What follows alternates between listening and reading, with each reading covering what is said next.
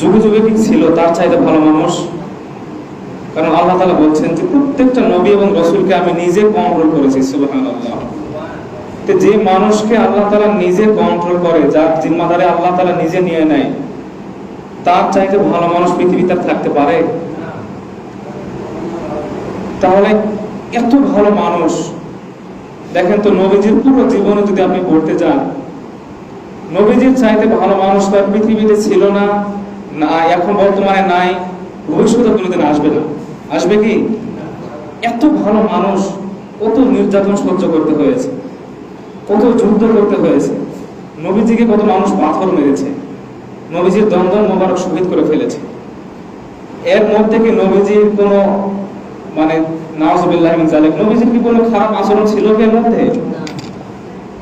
মক্কার সকল কাফেরেরা, মক্কার সকল মানুষরা বলতো যে আব্দুল্লাহর ছেলে মুহাম্মাদের মতো এত সুন্দর মানুষ তো আমরা নিজের চোখে দেখি না। সুবহানাল্লাহ।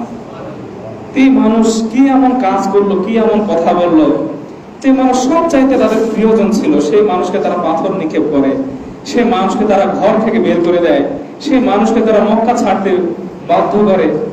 এই কারণটা কি? কারণ খুঁজলে দেখা যায় যে নবীজি ততদিন পর্যন্ত ভালো ছিল যতদিন পর্যন্ত নবী মুহাম্মদ ইবনে আব্দুল্লাহ ছিল, মানে আব্দুল্লাহর ছেলে মুহাম্মদ যতদিন ছিল, নবীজি ততদিন তাদের কাছে ভালো ছিল। কিন্তু যেই না নবীজি মুহাম্মদুর রাসূলুল্লাহ হয়েছে, তখন থেকে নবীজি তাদের কাছে খারাপ হয়ে গেছে। বুঝতে পেরেছেন? এর মধ্যে বোঝা যায় যে নবীজি দীর্ঘ 40টি বছর মদিনায় মক্কায় কাটিয়েছেন, একটু শত্রু নবীজির ছিল না, একটা ফুলের টোকা দেবে এরকম মানুষ ছিল না। কিন্তু 40 বছর পর কি এমন হয়ে গেল, যারা সব চাইতে নবীজিকে আপন মনে করত, যারা সব চাইতে ভালোবাসতো, যারা আল আমিন বলতো, যারা সাদিক বলতো, তারাই নবীজিকে দেখলে কিভাবে পারে তাকে হত্যা করবে, এই ষড়যন্ত্র তারা করত। অবশ্যই কোনো কারণ আছে, তো কারণ আছে না নাকি? আছে। কারণটা কি? এই কারণটা হলো লা ইলাহা ইল্লাল্লাহ। আপনি এখন চিন্তা করতে পারেন, লা ইলাহা ইল্লাল্লাহ মুহাম্মাদুর রাসূলুল্লাহ, এই ছোট্ট একটা কালেমা, সাল্লাল্লাহু আলাইহি ওয়াসাল্লাম, এই ছোট্ট একটা কালেমার মধ্যে কি এমন আছে যে এই কালেমার জন্য নবীজিকে এত কষ্ট, এত ত্যাগ, এত তিতিক্ষা করতে হয়েছে? আপনিও কালেমা পড়েন, আমিও কালেমা পড়ি, নবীজিও একই কালেমা পড়েছে। নাকি সেই সময় কি কালেমা আলাদা ছিল? নাকি কালামা কি আলাদা ছিল? নবীজির সময় যে কালেমা ছিল এখন ওই কালেমা আছে তো নাকি? না পরিবর্তন হয়েছে? পরিবর্তন হয়নি। তো যেই কালেমা নবীজি, যে কালেমার দাওয়াত দিতে গেলে, যে কালেমার দাওয়াত নবীজি দিতে গেল যখন, তখন নবীজির মাথার উপর উটের নাড়ি ভুঁড়ি চাপিয়ে দিত, নবীজির পথের মধ্যে কাটা দিত, নবীজি নিজের বাড়ি ছেড়ে হিজরত করতে হয়েছিল, নবীজিকে পাথর ছুঁড়ে মেরেছে, নবীজির দণ্ড মোবারক শহীদ করেছে, নবীজির মাথা ফাটিয়ে দিয়েছে। সেই কালেমার দাওয়াত যখন আমরা দেই, বিভিন্ন আলেম ওলামা দেয়, তখন আলেম ওলামাকে সম্মান করা হয়। তার মানে বোঝা যায় নবীজির কালেমার আমাদের কালেমা এক মিল নাই। দেখেন তো, নবীজি যখন নবুয়ত প্রাপ্ত হলেন, নবুয়ত প্রাপ্ত হওয়ার পর 3 বছর নবীজি গোপনে গোপনে দাওয়াত দিয়েছিলেন। কয় বছর? গত সপ্তাহে আলোচনা করেছিলাম, সেখান থেকে শুরু করবো ইনশাআল্লাহ। 3 বছর গোপনে গোপনে দাওয়াত দিলেন। এই গোপনে দাওয়াতি কার্যক্রম চলাকালীন খুব বেশি মানুষ ইসলামের ছায়াতলে আসেনি। সর্বপ্রথম এসেছিলেন নবীজির স্ত্রী হযরত খাদিজা রাদিয়াল্লাহু তাআলা আনহা, দ্বিতীয় নম্বর এসেছিল হযরত আবু বকর, তৃতীয় নম্বর এসেছিল জায়েদ, গোলামের মধ্যে জায়েদ বিন হারিসা, আর শিশুদের মধ্যে ছিল হযরত আলী রাদিয়াল্লাহু তাআলা। এই 4 জনকে নিয়ে নবীজি কালেমার দাওয়াত দিতে শুরু করলেন গোপনে গোপনে। গোপনে 3টি বছর অতিবাহিত হয়ে গেল। 3 বছর অতিবাহিত হওয়ার পর আল্লাহ রাব্বুল আলামিন নবীজির উপর আয়াত নাযিল করে দিলেন, ফাসদা বিমা তুমার ওয়া আ'রিদ আনিল মুশরিকিন ইন্না কাফাইনাকাল মুস্তাহজিইন। হে নবী, আমার পক্ষ থেকে যা নাযিল করা হয়েছে, এতদিন গোপনে গোপনে দাওয়াত দিয়েছেন, আর গোপনে নয়, আনিল মুশরিকিন, এখন মুশরিক আর মুমিন, কাফের আর মুসলমানদের মধ্যে তফাৎ করে দিন। সরাসরি মুশরিকদের সামনে আপনি কালেমার ঘোষণা দিয়ে দেন, বলেন সুবহানাল্লাহ। এমনি তো নবীজিকে কয়েকজন মানুষ নবীজির আন্ডারে আছে, তার মধ্যে মক্কার সবচাইতে বড় বড় লিডার আবু জাহেল, উতবা, সাইবা থেকে শুরু করে আবু লাহাব, এত বড় বড় লিডারের সামনে আল্লাহ রাব্বুল আলামিন নবীজিকে ছাড়িয়ে দিলেন যে আপনি কালেমার ঘোষণা দিয়ে দেন, আপনি রিসালাতের ঘোষণা দিয়ে দেন। ফাসদা বিমা তুমার ওয়া আ'রিদ আনিল মুশরিকিন ইন্না কাফাইনাকাল মুস্তাহজিইন। হে নবী, আপনি মনে করবেন না আমি আপনাকে এমনি এমনি ছেড়ে দিয়েছি, আমিও আছি আপনার সঙ্গে, বলেন সুবহানাল্লাহ। নবী আমার চিন্তা করলাম, আমি যদি একজন একজন করে দাওয়াত দেই, মক্কাতে হাজার হাজার মানুষ আছে, তাদের কাছে আমি কিভাবে দাওয়াত পেশ করব, কিভাবে প্রত্যেক ঘরে ঘরে যদি আমি দাওয়াত দিতে যাই, প্রত্যেক ঘরে ঘরে আমি যদি দাওয়াত দিতে যাই, তাহলে বছরের পর বছর অতিবাহিত হয়ে যাবে, কিন্তু কালেমার দাওয়াত আমি দিয়ে শেষ করতে পারবো না। নবীজি আমার চিন্তা করলো তাহলে কি করা যায়। সেই সময় একটা মিডিয়া ছিল, সাফা পর্বত, গত সপ্তাহে বলেছিলাম তো, মনে আছে তো? এখন যদি আমি আপনার বিপদে পড়ি, তাহলে মোবাইলে যদি কেউ লাইভ দিয়ে দেয় অথবা কেউ যদি মাইকিং করে দেয়, তাহলে সঙ্গে সঙ্গে পুরো মহল্লাবাসী বা পুরো দেশ ছড়ে যায় কিনা? সেই সময় তো প্রযুক্তি ছিল না। সেই সময় প্রযুক্তি ছিল সাফা পর্বতের উপর, সাফা পাহাড়ের উপর কোনো মানুষ যদি লাল রঙের একটা কাপড় নিয়ে দাঁড়িয়ে যদি কাপড়টা নাড়ায়, তাহলে মক্কার সকল মানুষ বুঝতো যে এই লোকটা জরুরি কোনো ভাষণ দিবে, জরুরি কোনো কথা বলবে। নবীজি আমার সাফা পর্বতের উপর দাঁড়িয়ে গিয়ে সমস্ত মক্কার মানুষদের উদ্দেশ্য করে ডাক দিল। মক্কার সমস্ত মানুষেরা তাকে দেখে মুহাম্মদ দাঁড়িয়ে আছে পর্বতের উপর, বলেন সাল্লাল্লাহু। মক্কার সকল মানুষেরা একে একে আসতে লাগলো। সাফা পর্বতের নিচে সকলে সমবেত হয়ে গেল। সমবেত হয়ে যাওয়ার পর নবীজি আমার সকলকে ডাক দিয়ে বলল, ও আমার মক্কাবাসীরা শোনো, দীর্ঘ আমি 40টি বছর তোমাদের সামনে কাটিয়েছি, 40টি বছর অতিবাহিত করে ফেলেছি আমার কোন ব্যবহারের মধ্যে দিয়ে, আমার কোন আচারের মধ্যে দিয়ে, আমার কোন কথার মধ্যে দিয়ে আপনারা কি কোনোদিন কষ্ট পেয়েছেন নাকি? আমি কোনোদিন মিথ্যা কথা বলেছি নাকি? মক্কার হাজার হাজার মানুষ সেই দিন একসঙ্গে সাক্ষ্য দিয়েছিল, ও আব্দুল্লাহ বেটা মুহাম্মদ, শোনো, তুমি মক্কার মধ্যে সবচাইতে বিশ্বস্ত মানুষ, সবচাইতে সত্যবাদী, যার কারণে তোমাকে আমরা সাদিক আল আমিন বলে ডাকতাম, বলেন সুবহানাল্লাহ। নবীজি আমার ডাক দিয়ে বলল, যদি আমি তাই হয়, আমি যে পাহাড়ের উপর আছি, পাহাড়ের পিছনে তোমরা তো দেখতে পারো না, আমি দেখতে পারি। আমি যদি তোমাদেরকে বলি পাহাড়ের পিছন থেকে একদল সৈন্য এসে তোমাদের আঘাত করবে, তোমরা কি এই কথা তোমরা বিশ্বাস করবে নাকি? মক্কার সকল মানুষেরা একত্রে বলল, মুহাম্মদ, তুমি কোনোদিন মিথ্যা কথা বলো নাই, তুমি কোনোদিন তোমার মধ্যে কোনোদিন মিথ্যা কথা বের হয় নাই, তুমি যদি বলো তাহলে অবশ্যই অবশ্যই আমরা এই কথা বিশ্বাস করে নেব। সঙ্গে সঙ্গে নবীজি আমার বলল, তাহলে তোমরা বিশ্বাস করে নাও, কিয়ামতের দিন যে ভয়ঙ্কর শাস্তি হবে, সেই শাস্তির সুসংবাদ নিয়ে তোমাদের কাছে আমি এসেছি। নবীজি আমার যখনই দাওয়াত দিল, নবীজি আমার মক্কার সকল মানুষকে বলল, তোমরা যে লাত, উজ্জা, যে গাছপালা, যে চন্দ্র সূর্যের তোমরা যে পূজা করো, সেই চন্দ্র সূর্যের পূজা করা যাবে না। যে মূর্তির তোমরা পূজা করো, সেই মূর্তির পূজা করা যাবে না। তোমরা যদি দুনিয়াতে শান্তি, আখিরাতে যদি মুক্তি পেতে চাও, তাহলে সবাই বলো লা ইলাহা ইল্লাল্লাহু মুহাম্মাদুর রাসূলুল্লাহ সাল্লাল্লাহু। মক্কার মানুষরা বলছে যে এর আগে ওই সাফা পর্বতের উপর অনেক সময় অনেক মানুষ জরুরি কথা বলার জন্য লাল পতাকা উড়িয়েছে, কিন্তু এত মানুষ মুহাম্মদ যখন ডেকেছিল, যত মানুষ জড়ো হয়েছে, মক্কার ইতিহাসে এত মানুষ কোনোদিন একত্রিত হয় নাই, বলেন সুবহানাল্লাহ। নবীজি যখন এই কালেমার দাওয়াত দিয়ে দিল, সকল মানুষের তখন নিশ্চুপ হয়ে আছে যে আরে বলে কি, কোনোদিন তো আমরা আল্লাহর নাম শুনি নাই, কোনোদিন তো কেউ আল্লাহর ইবাদত করতে হবে এই কথা বলে নাই, আমরা বাপ দাদার যে ধর্ম পালন করি সে ধর্মের বিরুদ্ধে আজকে মুহাম্মদ দাঁড়িয়ে গেল, কারণ কি? সকলে তখন নিশ্চুপ হয়ে গেল। কিন্তু সেখানে একটি লোক ছিল, তার নাম কি? গত সময় বলেছিলাম, তার নাম কি? আবু আবু লাহাব তখন সর্বপ্রথম নবীজির বিরুদ্ধাচরণ করেছিল। দেখেন তো, নবীজির বিরুদ্ধাচরণ করেছিল আবু জাহেল, উতবা, সাহেবা, মক্কার কত বড় বড় কাফের ছিল। নবীজিকে তারা কষ্ট দেয় নাই? দিয়েছে কিনা? আবু জাহেল নামে কোন সূরা কি কোরআন কারিমে আছে? কোন সূরা কি আছে? তারপর উতবা নামে কি কোন সূরা কোরআন কারিমে আছে? ওয়ালিদ ইবনে মুগীরা নামে কোন সূরা আছে?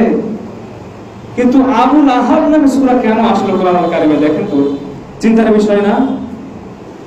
নবীজি যখন কালেমার দাওয়াত দিল, যে মুহূর্তে মক্কার সকল মানুষেরা চুপ ছিল, নিশ্চুপ ছিল, যে এত সুন্দর মানুষ হঠাৎ করে কথা বলে দিল, এর মধ্যে নিশ্চয়ই কোনো কারণ না কিছু আছে। কিন্তু আবু লাহাব সর্বপ্রথম নবীজির বিরুদ্ধাচরণ করেছিল। সর্বপ্রথম একটা পাথর নিয়ে নবীজির কাছে ছুড়ে মেরেছিল, বলে নাউজুবিল্লাহ। এই আবু লাহাব নবীজিকে সবচাইতে বেশি কষ্ট দিয়েছিল। আবু লাহাব নবীজি যখন রাস্তা দিয়ে হাঁটাচলা করতো, তখন নবীজির রাস্তার মধ্যে দুর্গন্ধযুক্ত ময়লাগুলো ফেলে দিত। নবীজি যখন সেজদা চলে যেত নামাজে, তখন এই উটের নাড়ি ভুঁড়িগুলো নবীজির মাথার উপর চাপিয়ে দিত এই আবু লাহাব। নবীজির 2 জন কন্যা সন্তানকে এই আবু লাহাব তাদের শ্বশুর বাড়ি থেকে তালাক দিয়ে নিয়ে এসেছিল। এই আবু লাহাব তালাক দেওয়ার মূল কারণ ছিল এই আবু লাহাব। এক কথায় নবীজিকে যত কষ্ট দিয়েছে, সবচাইতে বেশি তার মধ্যে 1 নম্বর ছিল আবু লাহাব। আল্লাহ রাব্বুল আলামিন বরদাস্ত করে নাই। আল্লাহ রাব্বুল আলামিন কোরআন কারিমে আয়াত নাযিল করে দিয়েছিলেন, সূরা একটা নাযিল করে দিয়েছেন আবু লাহাব এবং আবু লাহাবের পরিবার সহকারে। তাব্বাত ইয়াদা আবি লাহাবিন ওয়া তাব মা আগনা আনহু মালুহু ওয়া মা কাসাব। ধ্বংস হয়ে যাক আবু লাহাব, ধ্বংস হয়ে যাক তার পরিবার পরিষদ যত যা আছে, ধ্বংস হয়ে যাক সে যত রোজি রোজগারি ইনকাম করেছে, যত তার সম্পদ, যত তার মাল। এখন আপনাদের আমি একটা কথা বলি, যে নবীজি চলে গিয়েছে 1500 বছর হয়ে গেল, আবু লাহাব মারা গিয়েছে 1500 বছর হয়ে গেল। তাহলে আবু লাহাবের নাম কোরআনুল কারিমে দেওয়ার কি প্রয়োজন ছিল? সেটা মারাই যাবে, প্রয়োজন ছিল কি? আল্লাহ তাআলা ভালোভাবে জানে যে আবু লাহাব বর্তমানে আছে, ভবিষ্যতে মারা যাবে, কিন্তু কিয়ামত পর্যন্ত আবু লাহাবের উত্তরসূরি আবার এই পৃথিবীতে জন্মাতেই থাকবে, ঠিক কি না? এই আবু লাহাব উত্তরসূরি মানে নবী এবং রাসূল। নবী কি এখন আছে নাকি? নবী এখন আছে? তাহলে নবী নাই, তাহলে আবু লাহাবের জন্ম কিভাবে হবে? তার উত্তরসূরি কিভাবে আসবে? নবীজি বলছেন ইন্নাল উলামা ওয়ারাসাতুল আম্বিয়া। হক্কানি আলেম উলামাই হলো নবী এবং রাসূলের ওয়ারিস। বুঝতে পেরেছেন? বাবার সম্পদের ভাগ কে পায়? কে পায়? ছেলে পায়। তারপর আপনার দাদার সম্পদের ভাগ আপনার বাবা পেয়েছে, আপনার বাবার সম্পদের ভাগ আপনি পাবেন, আপনার সম্পদের ভাগ আপনার ছেলে পাবে। নবীজি বলছেন ইন্নাল উলামা ওয়ারাসাতুল আম্বিয়া। অবশ্যই অবশ্যই নবী এবং রাসূলের ওয়ারিস হলো হক্কানি আলেম উলামা। তার মানে বোঝা যায় যে নবী যে দায়িত্বগুলো দেখে গিয়েছেন, সে দায়িত্বগুলো বহন করবে আলেম এবং উলামা। নবীজি এখন নাই, এখন হক্কানি আলেম উলামা আছে না নাই বাংলাদেশে? এই হক্কানি আলেম উলামার বিরুদ্ধাচরণ করবে কে? আবু লাহাবের মতো কিন্তু চরিত্রবান মানুষ, ঠিক না? আল্লাহ তাআলা এই জন্য সূরা লাহাব নাযিল করে জানিয়ে দিল যে আবু লাহাব হয়তো বা পৃথিবীতে কোনোদিন আসবে না, আবু লাহাবের বংশধর কোনোদিন আসবে না, কিন্তু আবু লাহাবের চরিত্র অনুসারী মানুষ পৃথিবীতে আছে, বর্তমানে আছে, ভবিষ্যতেও আসবে।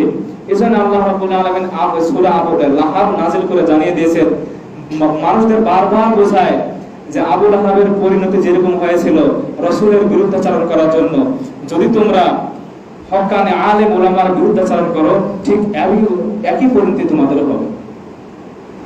আরো সুবিধা করে বলি আপনাদের, আরো মানে বুঝিয়ে দেই। ফেরাউন মারা গিয়েছে আজ থেকে মনে হয় 4000 বছর হয়ে গেল, 3500 থেকে 4000 বছর। ফেরাউন কি এখন আছে নাকি? তার কি ক্ষমতা এখন আছে? তার কি ক্ষমতার সেই চেয়ার এখন আছে?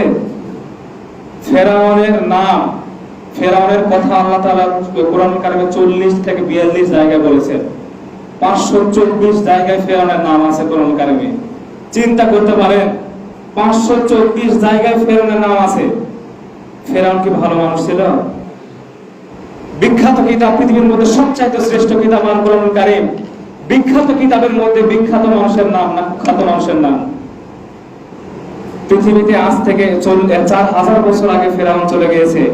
4000 বছর থেকে নিয়ে আজ পর্যন্ত কোন মুসলমান তো দূরের কথা, কোন হিন্দু, বৌদ্ধ, খ্রিস্টান কি ফেরাউন নাম রেখেছে আজ পর্যন্ত? বুঝতে পারেনি মনে রেখেছে কি? কেন রাখেনি? কারণ সেই সময় যে রাসূল আল্লাহ তাআলা পাঠিয়েছিলেন মুসা কালিমুল্লাহ, তার বিরুদ্ধাচরণ করার জন্য আল্লাহ তাআলা তার এমন পরিণত করেছে। আল্লাহ তাআলা কোরআন কারিমে বারবার ফেরাউনকে ডেকে ডেকে বলছে যে দেখো তোমরা ফেরাউনের দিক তাকাও, ফেরাউন কি ছিল, তার পরিণতি কি হয়েছে। তোমরা যদি তোমাদের যুগের কোন নবী, কোন আলেম ওলামার বিরুদ্ধাচরণ করো, ইসলামের উপর যদি তোমরা আঘাত করো, ফেরাউনের যে পরিণতি হয়েছে ঠিক একই পরিণতি তোমাদের হবে, ঠিক কিনা? আল্লাহ রাসূলুল্লাহ সাল্লাল্লাহু আলাইহি ওয়াসাল্লাম যখন সাফা পর্বতের উপর দাওয়াত দিয়ে দিল কালেমার দাওয়াত পর যখন কালেমার দাওয়াত দেওয়ার পর যখন আবু তালেব সর্বপ্রথম নবীজির উপর বিরুদ্ধাচরণ করলো, নবীজি আমার দাওয়াত দেওয়া যখন আরম্ভ করে দিল, মক্কার সমস্ত কাফেরেরা, মক্কার বড় বড় কাফের লিডারেরা একত্রিত হয়ে গেল। একত্রিত হয়ে যাওয়ার পর তারা একটা মিটিং দিয়ে দিল। মিটিং এ আলোচনার বিষয় ছিল যে সামনে আসছে হজের মৌসুম, বিভিন্ন দেশ থেকে, বিশ্বের বিভিন্ন দেশ থেকে হাজী সাহেবেরা আসবে। আর এই সময় যদি মুহাম্মদ কালেমার দাওয়াত দিয়ে দেয় তাহলে তো তারা কালেমার ছায়া তলে গিয়ে মুসলমান হয়ে যাবে। কিন্তু এই কালেমার দাওয়াত যেন মুহাম্মদ দিতে না পারে সেরকম একটা ব্যবস্থা করতে হবে। সেই মিটিংয়ে আবু জাহেল বলছে, যখন বিশ্বের বিভিন্ন জায়গায় থেকে, বিভিন্ন স্থান থেকে মানুষেরা আসবে, যখন হজ করতে আসবে, তখন আমরা বলবো যে আব্দুল্লাহর বেটা একজন মুহাম্মদ আছে, তার কাছে আপনারা যাবেন না, সে হলো একটা পাগল। সে কি? নবীজি কি পাগল ছিল নাকি? নাউজুবিল্লাহ, নবীজি পাগল ছিল? যখন মানুষ বিভিন্ন দেশ থেকে, ইয়ামেন থেকে একটা লোক আসলো হজ করার জন্য, আবু জাহেল দিয়ে ডাকতে বলে, ও ভাই শোনো, তুমি কোথা থেকে এসেছো? সেই লোকটি ডাকতে বলে, আমি ইয়েমেন থেকে এসেছি। আবু জাহেল ডাকতে বলে, শোনো, ওই যে বাড়ি দেখতেছো, ওই জায়গা দেখতেছো, ওই জায়গায় আব্দুল্লাহর ছেলে মুহাম্মদ থাকে, ওর কাছে তোমরা যাবে না, কারণ ও হলো একটা পাগল। কিন্তু ঘটনা চক্রে দেখেন, ইয়েমেন থেকে যে ব্যক্তিটা এসেছিল, সে ব্যক্তি ছিল কবিরাজ। সে ব্যক্তি কি ছিল? এই ব্যক্তি এখন চিন্তা করছে যে আরে ইয়েমেনে আমি কত পাগলকে ভালো করলাম তদবির করে, কবিরাজি করে, আর মক্কায় যেখানে কাবা ঘর আমরা তওয়াফ করতে আসি, এই কাবা ঘরের পাশে একটা পাগল আছে, এই পাগলের চিকিৎসা না করে আমি আর বাড়ি ফিরবো না। সুবহানাল্লাহ। আবু জাহেল চিন্তা করলো যে তার কাছ থেকে দূরে রাখার জন্য, আর আল্লাহ তাআলা কিভাবে মুহাম্মদ রাসূলুল্লাহ সাল্লাল্লাহু আলাইহি ওয়াসাল্লামের কাছে নিয়ে চলে গেল। মক্কার কাফেররা চিন্তা করত, অপপ্রচার করত নবীজির বিরুদ্ধে, যে নবীজির মুহাম্মদের কাছে তোমরা জেনে না, সে পাগল, তোমাদের ক্ষতি করতে পারে। এই লোকটি চিন্তা করলো যে আমি ইয়েমেন থেকে এসেছি, যদি কোনো ভালো কাজ করে দিতে পারি। নবীজির কাছে চলে গেল ইয়েমেন থেকে আসা ব্যক্তি। কাছে গিয়ে দেখে এত সুন্দর মানুষ, চুলগুলো এত সুন্দর ভাবে আঁচড়ানো আছে, দাড়ি মোবারক গুলো এত সুন্দর ভাবে আছে, চেহারাটা এত সুন্দর ভাবে আছে, পোশাক এত শালীন পোশাক পরে আছে। ইয়েমেন থেকে যে মানুষ এসেছে, সে মানুষ দেখে বুঝতে পারলো যে মানুষটি পাগল নয়। দৌড় দিয়ে কাছে চলে গেল। কাছে গিয়ে নবীজির সঙ্গে আলাপ শুরু করে দিল। কথা বলা যখন আরম্ভ করে দিল, ইয়েমেন থেকে সে আসা মানুষটি বলল, আল্লাহর কসম করে বলি, আমি কত মানুষের সঙ্গে কথা বলেছি, আমি বিশ্বের বিভিন্ন জায়গায় গেছি, কিন্তু আব্দুল্লাহর বেটা মুহাম্মাদের মতো এত সুন্দর ভাষায় কেউ কথা বলেছে আমি দেখি নাই। এত সুন্দর মানুষ আমার কোনোদিন চোখে পড়ে নাই, এত শালীন মানুষ আমার চোখে কোনোদিন পড়ে নাই, এত ভদ্র মানুষ আমার চোখে কোনোদিন পড়ে নাই। বলেন সুবহানাল্লাহ। ইয়েমেন থেকে আসা মানুষ ডাকতে বলল, ভাই কি আপনার নাম, কি আপনার পরিচয়? কাবা ঘরের পাশে একজন আছে, নাম তার আবু হাকাম। সে আমাকে বলল যে আপনার কাছে আসতে নিষেধ করে দিল, কারণটা কি আমি জানতে চাই। নবীজি আমার বলল যে তোমরা যে মূর্তির পূজা করো, তোমরা যে সূর্যের পূজা করো, তোমরা যে চন্দ্রের পূজা করো, আমি এই যুগের রাসূল হিসেবে এসেছি, আমি এক আল্লাহর দাওয়াত দিতে এসেছি, আমি কালেমার দাওয়াত দিতে এসেছি, যার কারণে আবু জাহেল, যার কারণে আবু লাহাব, যার কারণে উতবা সাইবা যত কাফের আছে সমস্ত কাফেররা আমার বিরুদ্ধে চালন করে। সকলে আমাকে পাগল বলে, কেউ আমাকে জাদুকর বলে গালি দেয়, কেউ আমাকে দুশ্চরিত্র বলে গালি দেয়। তখন ইয়েমেন থাকা এক ব্যক্তি সঙ্গে সঙ্গে বলল যে পৃথিবীর কোন মানুষের আচরণ, পৃথিবীর কোন মানুষের আচরণ এরকম হতে পারে না, পৃথিবীর কোন মানুষের কথা এরকম হতে পারে না, সাধারণ কোন মানুষের চেহারা তো সুন্দর হতে পারে না। ও মুহাম্মদ, তুমি আমাকে কালিমা পড়ে দাও, আমি ইসলামের ছায়া তলে আসতে পারি। বলেন সুবহানাল্লাহ। আবু জাহেল চিন্তায় পড়ে গেল, আরে কি কাজ করলাম, আর হলো কি রে? আমরা চেষ্টা করলাম যেন মুহাম্মাদের কাছে না যায়, তো ঘুরে ফিরে দেখি ওর পিছনে তো সবাই লুটে পড়ে। তখন আবু লাহাব বললো যে না, এই কাজ করা যাবে না, পাগল বলা যাবে না। তাহলে কি বলবো? তখন আবু লাহাব, আবু জাহেল সকলে বললো যে এখন থেকে আমরা বলবো যে ওই বাড়িতে একটা ছেলে আছে বা ওইখানে একটা লোক আছে, তার নাম হলো মুহাম্মদ সাল্লাল্লাহু। সে লোকটা হলো জাদুকর। সে লোকটা কি নবীজি কি জাদুকর ছিল নাকি? নাউযুবিল্লাহি মিন যালিক। আবু জাহেল শুরু করে দিল প্রচার প্রচারণা, আবু লাহাব শুরু করে দিল প্রচার প্রচারণা। যত মানুষ তাওয়াফ করছিল সকল মানুষদেরকে তারা ডাকতে বললো যে ওই সাইটে একটা মানুষ আছে, মুহাম্মদ নামে একটা ব্যক্তি আছে, তোমরা ভুল করে তার কাছে যাবে না। আর দিনে তো যাবেই না, রাতে ওই ব্যক্তিরা রাতে জাদু উপাসনা করে, আর জাদুর এত প্রভাব ভালো ভালো মানুষকে সে আকৃষ্ট করে ফেলে, পাগল করে ফেলে। তোমরা কখনোই মানুষের কাছে যাবে না। আর মানুষের নেচার হলো, মানুষের স্বভাবই হলো যে আপনি যেই জিনিসকে নিষেধ করবেন সেই জিনিসের প্রতি মানুষ বেশি আকৃষ্ট, ঠিক কিনা? দেখেন তো সিগারেটের গায়ে কি লেখা থাকে? সিগারেটের গায়ে কি লেখা থাকে? ধূমপান মানে ধূমপান মৃত্যুর কারণ, মানে ধূমপানের কারণে ক্যান্সার হয়, লেখা থাকে না বিভিন্ন? ওখানে ছবিও দেওয়া থাকে। কিন্তু মানুষ সিগারেট খাওয়া কমাইছে না বাড়াইছে? বুঝতে পারেননি, বাড়াইছে না কমাইছে? আগে সিগারেটের দাম ছিল মনে হয় 8 আনা, 1 টাকা, তারপর 2 টাকা, এখন তো মনে হয় সিগারেটের দাম 10 টাকা, 15 টাকা, 20 টাকা, 25 টাকা, তাই না? 18 টাকা পর্যন্ত গেছে। তো দোকানদারের কি সিগারেট বিক্রি করা কমে গেছে মনে হয়? আগে যে মানুষ খাইতো 2টায়, সে মানুষ এখন খায় 5টা, ঠিক না? মদ খাইলে কি শরীরের উপকার হয়? কিন্তু মানুষ খায় কেন? নিষিদ্ধ বস্তুর প্রতি মানুষের আকৃষ্ট বেশি। যেই কাজ মানুষকে নিষিদ্ধ করা হবে সেই কাজ মানুষ কেন বেশি বেশি করতে চায়, মানুষের স্বভাবই এটা। আবু জাহেল, উতবা সাইবা, আবু লাহাবের যখন ডাক দিয়ে বলল, ও তাওয়াফকারীরা, ও হাজী সাহেবরা, শোনো, তোমরা ওই মক্কার ওই ঘরের কাছে তোমরা যাবে না। ওখানে একটা মুহাম্মদ নামে একটা ছেলে আছে, সেই ব্যক্তিটা হলো তান্ত্রিক, সেই ব্যক্তিটা হলো জাদুকর। বলে নাউযুবিল্লাহ। এখন মানুষ চিন্তা করলো, এরে এত দূর থেকে এসেছি, কি এমন জাদু জানে, কি এমন জাদু খেলা দেখায়, এইটা যদি না দেখি তাহলে তো মন সান্ত্বনা হয় না। কিন্তু আবু জাহেল, আমরা যদি দিনে যাই, আবু জাহেল তো নিষেধ করেছে, আবু লাহাব তো বড় বড় নেতারা নিষেধ করেছে, না জানে আবার আমাদের হজের কোনো কাজে বাধা দেয় নাকি? তাহলে আমরা দিনে না যাই, সকলে রাতে যায়। তখন কিছু মানুষ একত্রিত হয়ে এক দল হয়ে গেল, এক দল তারা রওনা দিয়ে দিল মুহাম্মদ রাসূলুল্লাহ সাল্লাল্লাহু আলাইহি ওয়াসাল্লামের বাড়ির দিকে। গিয়ে দেখে মুহাম্মদ রাসূলুল্লাহ সাল্লাল্লাহু আলাইহি ওয়াসাল্লাম নামাজে দাঁড়িয়ে আছে, আর কি যেন বিড়বিড় করে পড়ছে। সেই তেলাওয়াত শুনে তারা এত মুগ্ধ হয়ে গেল। নামাজ যখন শেষ হয়ে গেল, সকল মানুষের নবীজিকে ডাক দিল, ভাই মুহাম্মদ, তুমি একটু এদিকে আসো। ডাক দিয়ে বলো, ভাই মুহাম্মদ, তুমি জানো কি বিড়বিড় করে বলছিলে, আমরা বুঝতে পারি নাই। নবীজি আবার তাদের সামনে কোরআনুল কারীম তেলাওয়াত করে যখন শোনালো, সকল মানুষেরা ডাক দিয়ে বলল, ভাই তুমি যা পড়েছো আমরা বুঝতে পারি নাই, আমাদের ভাষা আরবি নয়, কিন্তু আল্লাহর কসম করে বলি তুমি যা বলেছো এটা সাধারণ কোনো মানুষের কথা হতে পারে না। বলেন সুবহানাল্লাহ।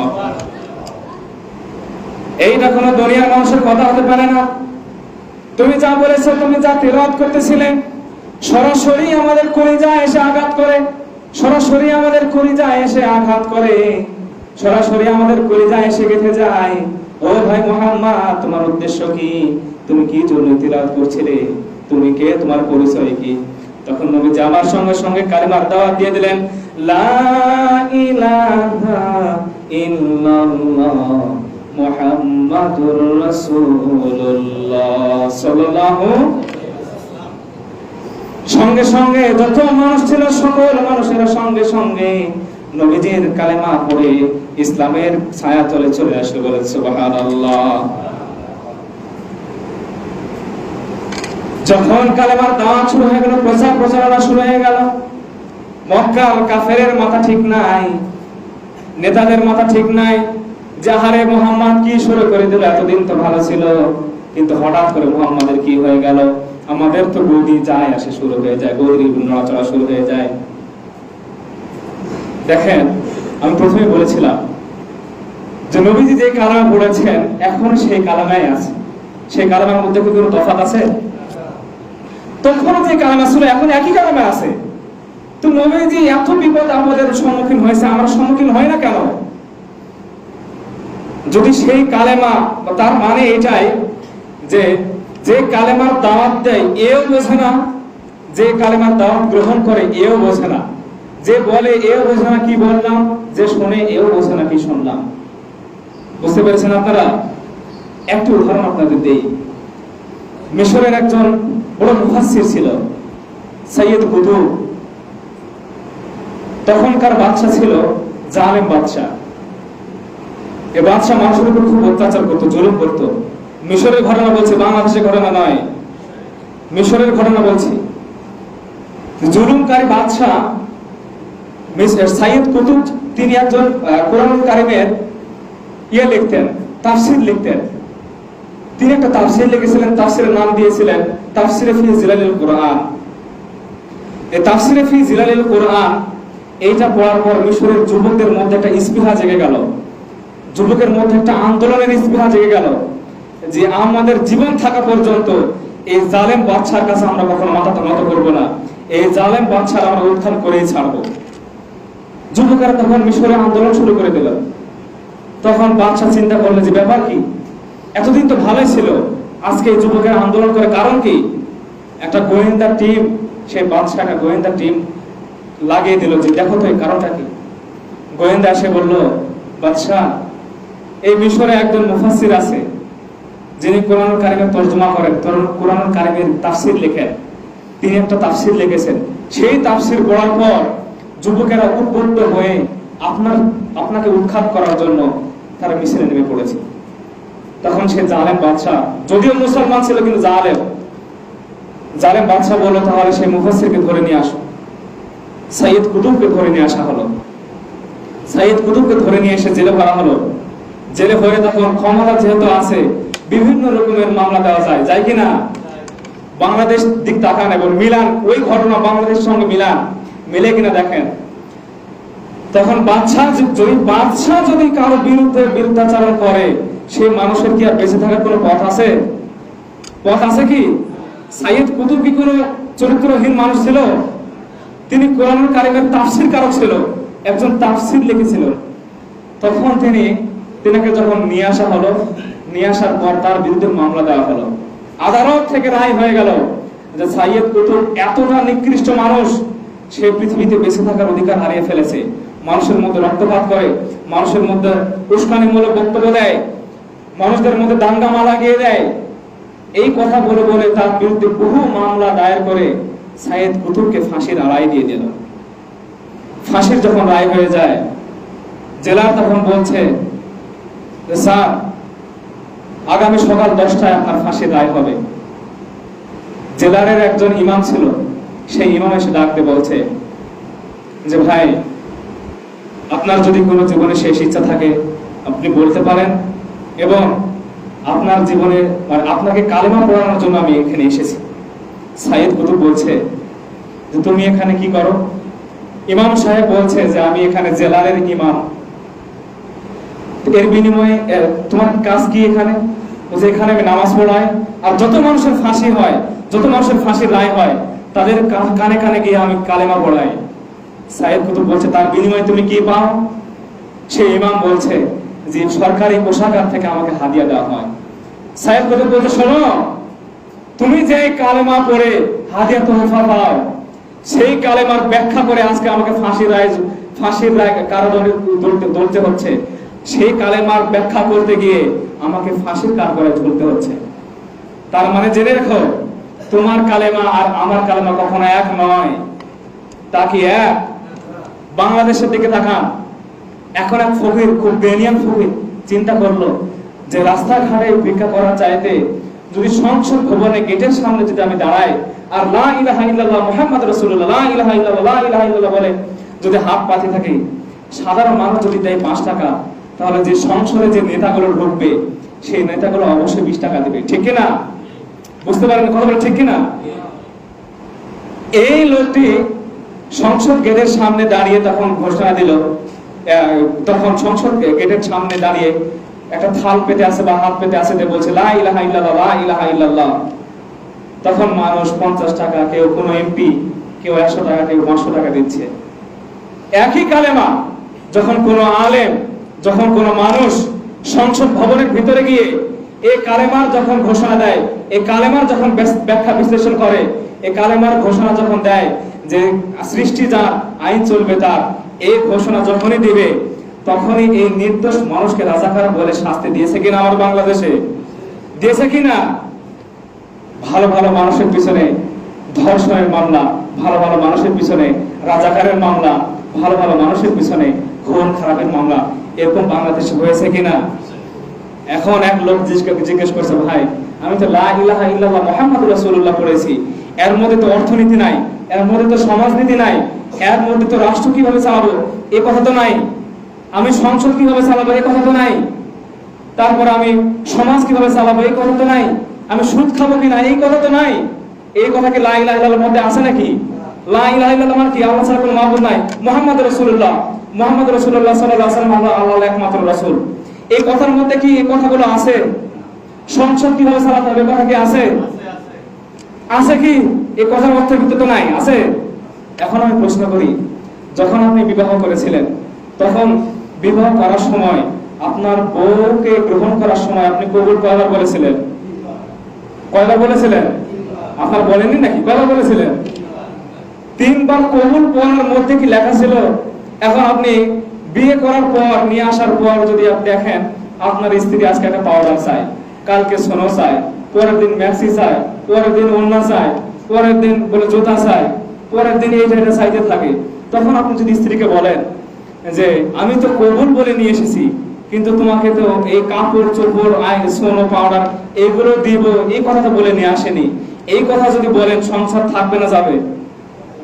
থাকবে না যাবে? তার মানে বোঝা যায় আপনি যখন কবুল বলেছেন, 3 বার কবুল বলার মধ্যে আপনার স্ত্রীর জীবনের যতদিন আপনার ঘরে থাকবে, যতদিন বেঁচে থাকবে, ততদিন পর্যন্ত যাবতীয় যত কিছু লাগে সমস্ত কিছু ভরণ পোষণের দায়িত্ব ওই 3 বার কবুলের মধ্যে আছে, ঠিক কিনা? যখনই আপনি লা ইলাহা ইল্লাল্লাহ মুহাম্মাদুর রাসূলুল্লাহ বলেছেন, আপনার জীবনের শুরু থেকে নিয়ে জন্মের শেষ, জন্ম থেকে মৃত্যু পর্যন্ত আপনার জীবন কোন ভাবে চলবে, কিভাবে চলবে, কোন পথে যাবেন, কিভাবে চলবে, আপনার পরিবার কিভাবে চলবে, সমাজ কিভাবে চলবে, রাষ্ট্র কিভাবে চলবে, যখন আপনি কালেমা পড়েছেন তখনই আপনি আত্মসমর্পণ করেছেন কালেমার ভিতরে, ঠিক কিনা বলেন? কেউ যদি বলে, কালকে দেখছিলাম মোবাইলের ভিডিওতে একজন বলছে, বিএনপির এক নেতা, নাম ধরে বলছি, এক বলছিল যে আমি কোরআন হাদিস ছাড়া কোনো কথা বলবো না, ভিডিওর মধ্যে বলছে কোরআন হাদিস ছাড়া কোনো কথা বলবো না, যে বিভিন্ন আয়াত পাঠ করতেছে আর বলতেছে কি ওমা খলাকতুল জিন্না ওয়াল ইনসা ইল্লা লিয়াবুদুন, যে আমি মানুষ এবং জিনকে বানিয়েছি আমার ইবাদত করার জন্য। এখানে কি ভোটের কথা আছে? বলতেছে তিনি। গাধা তো পড়াশোনা করে নাই, ও পড়াশোনা করলে না হয় ভোটের খবর বের হতো। তো সে যে বিয়ে করেছে কবুল করে তো নিয়ে এসেছে, তাই কিনা? তো স্ত্রীকে ভরণ পোষণ দেয় কেন? গাধা তো অতটুকু বুঝবে না। লা ইলাহা ইল্লাল্লাহর মধ্যে জীবনে সবকিছু লুকিয়ে আছে। যদি তার ভিতরে আপনি আত্মসমর্পণ করেন, দুনিয়াতে শান্তি পাবেন, আখিরাতে মুক্তি পাবেন। আর যদি আত্মসমর্পণ না করে, যদি ঘাট তাড়ানো করে থাকেন, কবরে যাইতে দেরি, রান্না বাড়ি খাইতে দেরি হবে না। এখানে হয়তো আপনার গাছ জমি চলবে, কবরে গেলে যখনই আপনি মারা যাবেন সঙ্গে সঙ্গে 3টা বাঁধন দিয়ে আপনাকে বেষ্টন দেওয়া হয়ে যাবে। 3টা বাঁধন দেওয়ার মানে কি জানেন? মাথার উপর একটা বাঁধন দেওয়া হয়ে যায়, মানে পৃথিবীতে চলাফেরার জন্য মানুষ সবচাইতে বেশি ব্যবহার করে মাথা। কি ব্যবহার করে? মাথা ব্যবহার করে না? এই ব্রেন দিয়ে মানুষকে ভালো ভালো মানুষকে জেলে ভরায়, এই ব্রেন দিয়ে অসৎ পথে ইনকাম করে, এই ব্রেন দিয়ে সমস্ত কাজ মানুষ করে। তারপর বাঁধন দেয় কোথায়? হাতের এখানে, যে দুই হাতে মানুষ উপার্জন করে, দুই হাতে মানুষ মানুষকে খুন করে, দুই হাতে মানুষ কত কাজ করে। এই হাতে বাঁধন দেওয়া মানে বোঝানো, আপনাকে বুঝিয়ে দিল যে আজকের পর থেকে হাতের কোনো ক্ষমতা আপনার পায়ে একটা বাঁধন দেয়, এর জন্য যে এই পা দিয়ে আপনি আর ইচ্ছা করলে কোথাও যাইতে পারবেন না। এই পা দিয়ে ইচ্ছা করলে আপনি কোথায় গিয়ে আর ইসলামের বিরুদ্ধাচরণ করতে পারবেন না। এই পায়ের বাঁধন দেওয়া মানে এই পায়ের ক্ষমতা আজকে থেকে আপনার শেষ। সম্মানিত হাজিরিন, লা ইলাহা ইল্লাল্লাহ মুহাম্মাদুর রাসূলুল্লাহ এই পড়ার নামে যদি মুসলমান হওয়া যেত, তাহলে বাংলাদেশের একজন নাস্তিক ছিল তসলিমা নাসরিন, সেও তো মুসলমান ঘরে জন্ম, তাহলে সেও তো মুসলমান হিসেবে তো গণ্য থাকতো, ঠিক না? লা ইলাহা ইল্লাল্লাহ মুহাম্মাদুর রাসূলুল্লাহ সাল্লাল্লাহু আলাইহি ওয়াসাল্লাম বললেই খাঁটি মুসলমান, খাঁটি মুমিন হওয়া যায় না। জীবনের শুরু থেকে নিয়ে শেষ পর্যন্ত নবীজির আদর্শ, আল্লাহ তাআলার আইন মেনে নেওয়ার মধ্যেই পাওয়া যায় কামিয়াবি। যারাই মেনে নেবে তুফলিহুন, তারাই সফল কাম। আল্লাহ তাআলা আমাদের সকলকে যেন সফল কাম হওয়ার তৌফিক দান করে। সকল বলুন আমিন। ওয়া আখির দাওয়ানা আলহামদুলিল্লাহি রাব্বিল আলামিন। আসসালামু আলাইকুম ওয়া রাহমাতুল্লাহ। যারা সুন্নাহ পড়েন সকলে সুন্নাহ পড়েন।